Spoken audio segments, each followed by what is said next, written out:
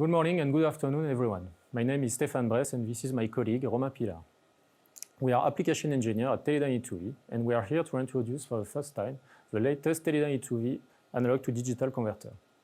This component, the EV12PS640, is a proof of concept built to validate and anticipate our future development and to execute our strategy toward direct microwave digitization. This device is composed of an organic substrate and of 3 dies. 2 EV12AQ600 dies, which is an already existing product, and 1 dedicated front-end sampler, which is a new development. This device takes benefit of co-design techniques as well as in-house assembly capabilities to enable direct sampling of wide input bandwidth analog signals of 30 GHz. This is the first step before the next generation of wideband analog to digital converter to extend the performance of broadband satellite communication, test systems, and spectrum awareness system, to name few applications. So, Romain, what can you tell us about the setup we have in front of us? What do we have on this board? Sure. So we have 2 boards, as you can see. One is the FPGA board that is collecting the data coming out of the A2D converter. Here is the FPGA, so Kintex UltraScale KU085 from Xilinx. This board is the data converter board. So you have the EV12PS640 under the fan here. On the board you have 2 main connectors, one for the input clock and one for the analog input signal.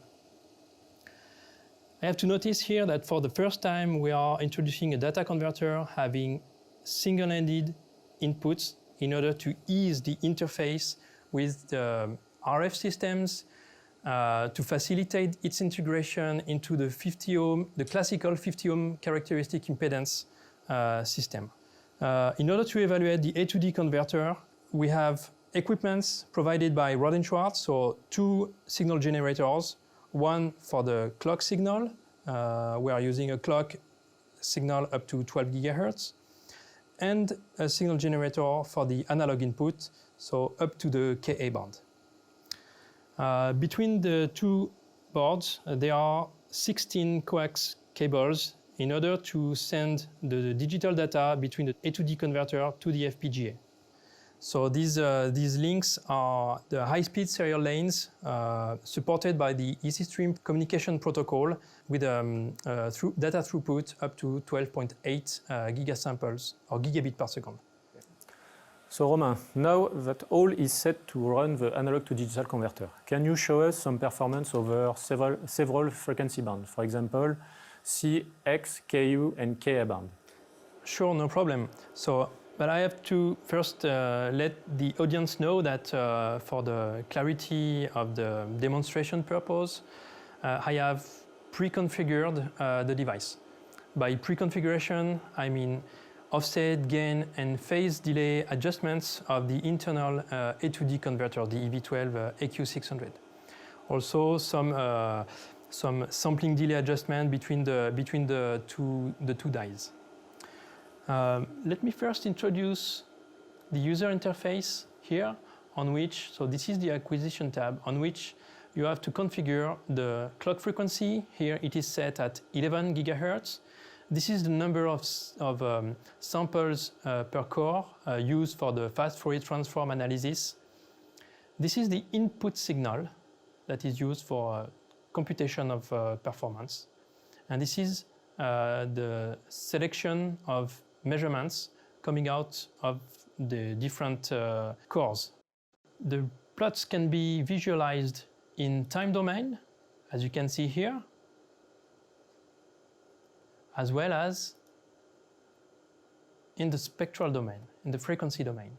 So here with the Nyquist zone extending from DC to 5.5 GHz. So here the first frequency at 7 GHz is generated by the signal generator, and we can see here the plot folded back into the first Nyquist zone, so with the fundamental tone at 7.05 gigahertz, and you can see the second and third harmonics of the signal. So I can show you some performance metrics. For example, here in this table, you can see the SFDR, or spurious-free dynamic range, around 48 dB relative to the carrier. Also, the SNR is plotted here, 30 dB, 37 dB. Now I will move up in the frequency to show you the X band, so around 10 gigahertz. Now I've changed the frequency on the signal generator at 10 gigahertz. You can see here the input tone at 10 gigahertz. Just to realize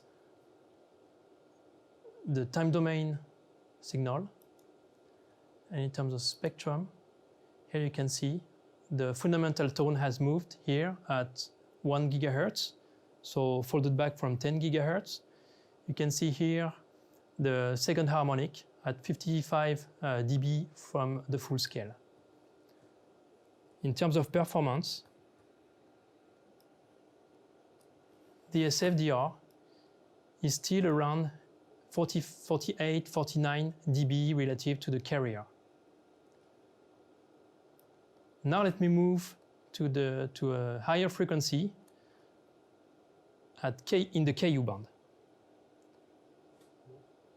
So in the KU band, the input signal is here at 12.1 gigahertz. The acquisition is launched. Here is the spectrum. So you see the update of the fundamental tone folded from the 12.1 gigahertz with the harmonics, again, H2 and the third harmonic at 58 dB relative to the full scale. In terms of performance,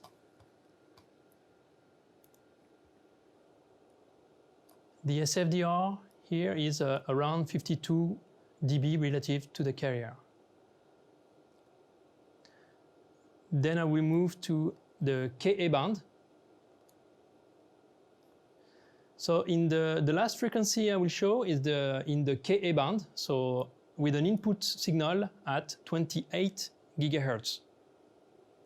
So here the acquisition is launched and the spectrum plot is shown here.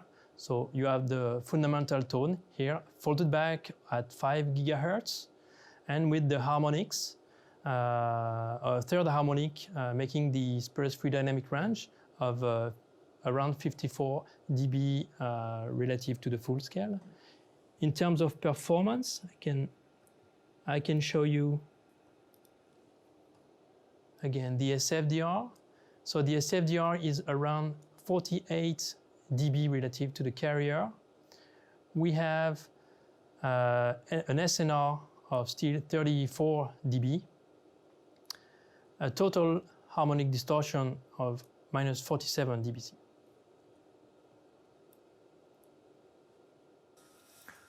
Thank you, Romain. You have presented a very exciting analog to digital converter. This is the first Ka-band sampling analog to digital converter on the market. Of course, this is a proof of concept at this stage, but the team is already on track on the development of the next generation of products based on the lesson learned from this concept. To summarize, we have the first proof of concept analog digital converter capable of sampling microwave signals directly in the Ka-band. This will dramatically simplify future wideband communication system or RF test systems. Thank you, Romain.